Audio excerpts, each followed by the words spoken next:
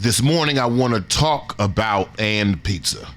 But I want to do it in a way, but I want to talk to the people who actually give a fuck. Because and pizza don't give a fuck. So let's just outline the story. Can we start there, sweetheart? Is that cool? Yeah. Start with and pizza. Okay. So October 20th-ish. Can't remember the exact date. You can go ahead and put up the first image, sweetheart. October 20th-ish, and Pizza sends out a blast email and a press release displaying their newest project, their newest dessert, which are called the Marion Berry Knots.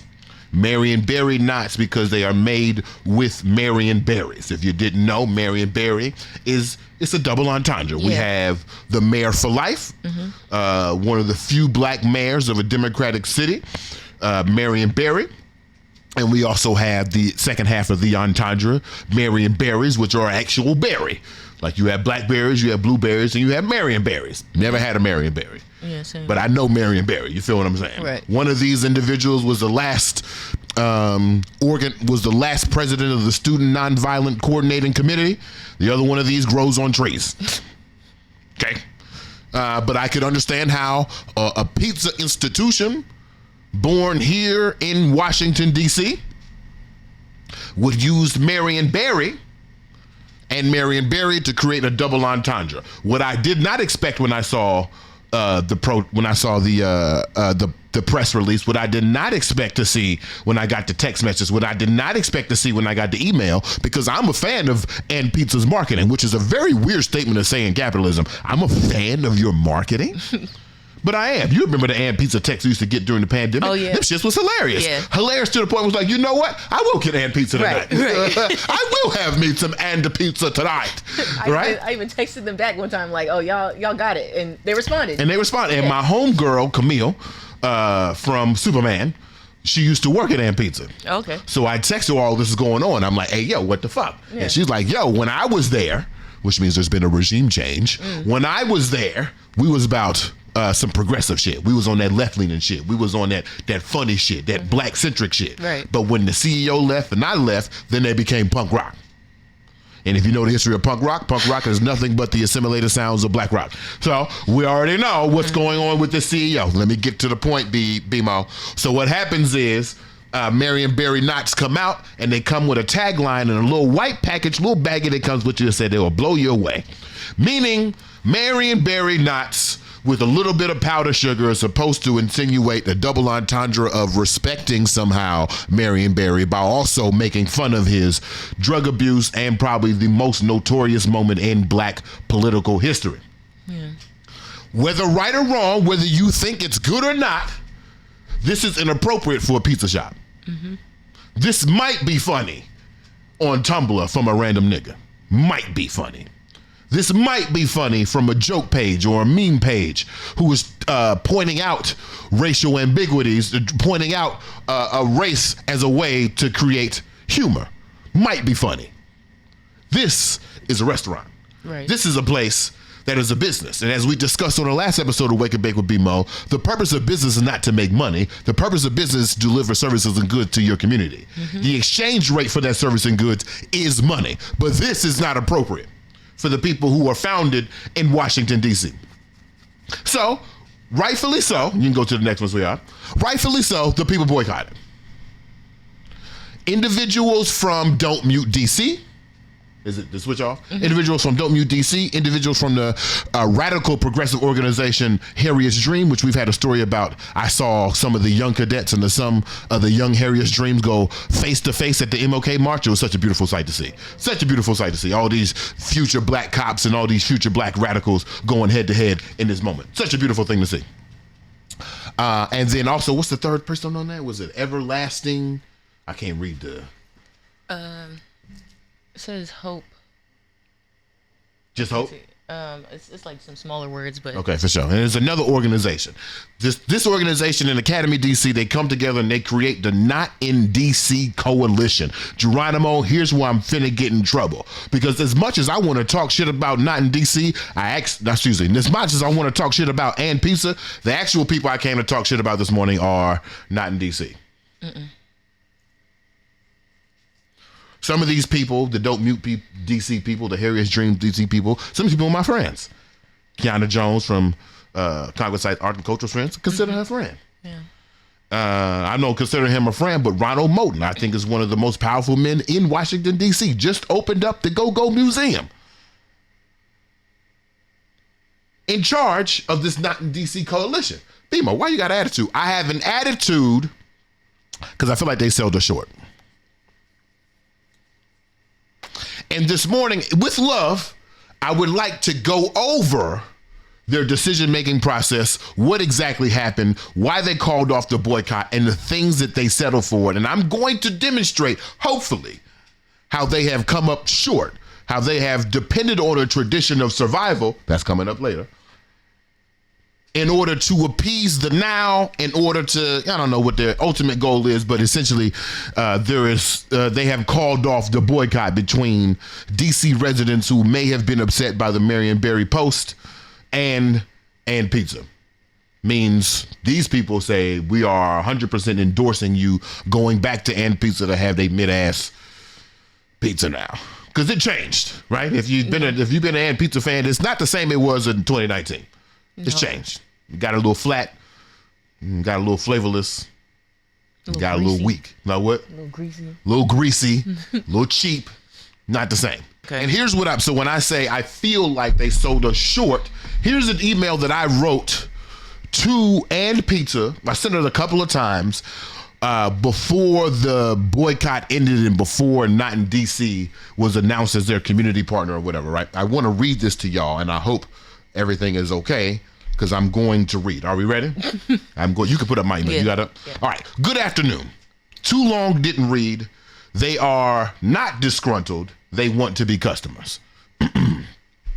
One evening, my great-grand aunt was at dinner with President Franklin D. Roosevelt and First Lady Eleanor. FDR made an offhanded comment about some rumored protests from a group of people who had been denied a series of government contracts. Merely considering them disgruntled, the president asked my aunt, did she know any of the denied? My aunt, fully aware of the bubbling turmoil and after seeing in writing potential bids, responded to the president with a perspective-shifting truth. They are not disgruntled. The president took heed of my aunt's warnings, which led to the integration of the U.S. military and the creation of the Tuskegee Airmen. 20 years later, a secretary at the local law firm was harassed on her way home from work. She was arrested and booked for a crime that we would consider atrocious today. The harassing party had a meeting with the lawyers of the secretary.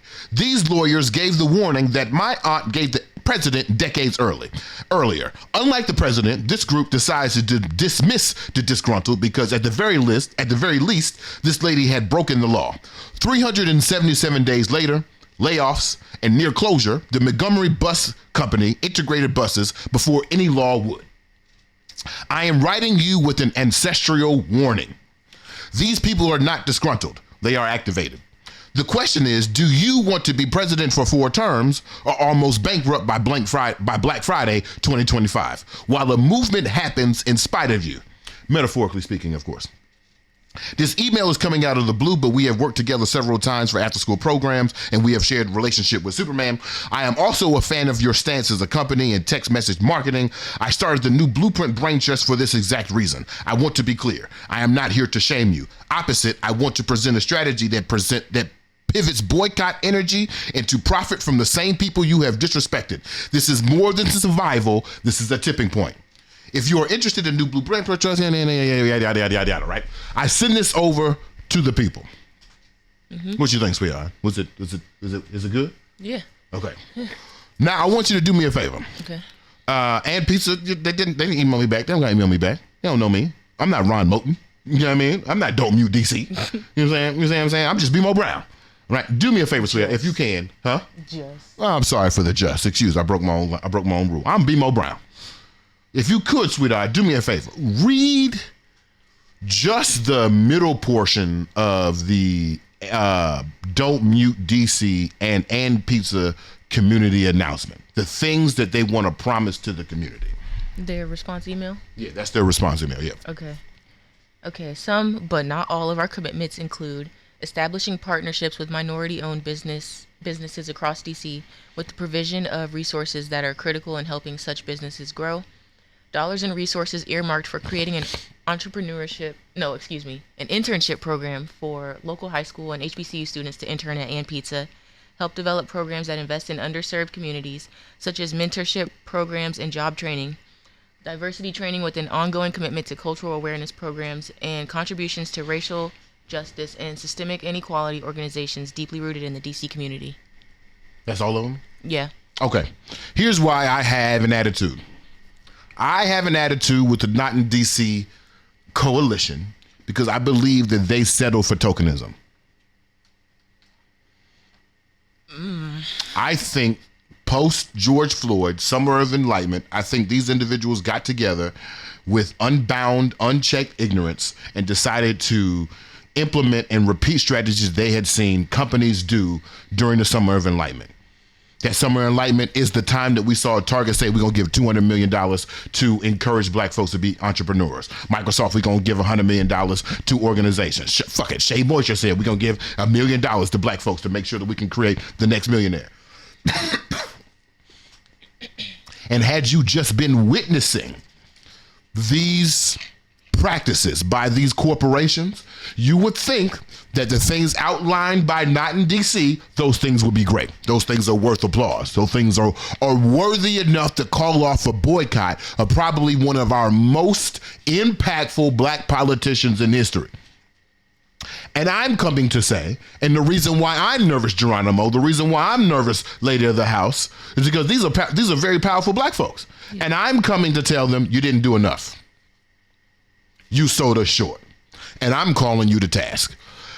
Because I believe that the most of us who have seen all these things that happened from 2020 beyond and saw how corporations responded will settle for these things because they sound good, they feel like they are beneficial to the community, but in actuality, they are just another form of suppressed blackness. Hit the next joint. Is the social structure joint next? Yeah. Hit the social structure joint. And the reason why I bring this up, we brought this up last season. It has been my estimation in watching just how the social structure works, that this is how things progress in America as it comes to black folks. We have the great before, we have been enslaved, we have mimicry, mockery, segregation, and then tokenism. Tokenism, of course, we all know what tokenism is. There's one black person over there. We want to make sure that we are bringing much benefit and bringing much attention to this black person to let everybody know that we're cool with black people. Mm-hmm. And what I see in this Not in DC thing is we're cool with black people. We're going to give some money to these tokenized situations and y'all get the fuck out the way. That's what I saw. Yeah. What I didn't see, what I think would have been the progressive step is let's get away from tokenism. Where's the least independence? Where's the ownership?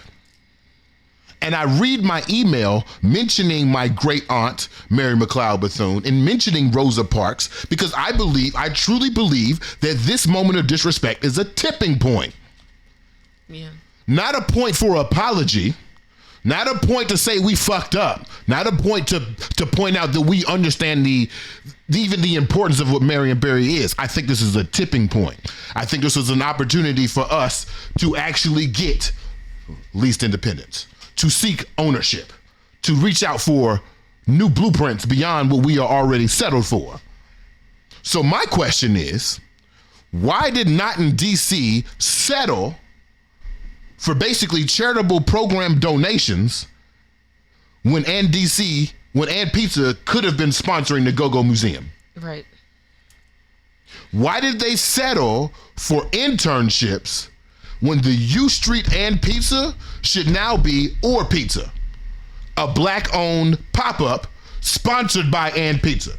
All profits going back to this black-owned organization. Mm-hmm. How is it that we are settled We're just picking pieces of liberated movements, but not fully seeking full liberation? This was a moment, Ron Moten. This was a moment, Harriet's Dream. This was a moment, DC Academy, that we could have shifted their hate into actual sustainable, systemic progress for us. But we settled for tokenism. And while I am posing the question as I break my desk, while I am posing the question of what happened, why did we settle, I have an answer. Okay. The niggas are so focused on survival that it'll kill them. Yeah. The best part of waking up is being more and blood.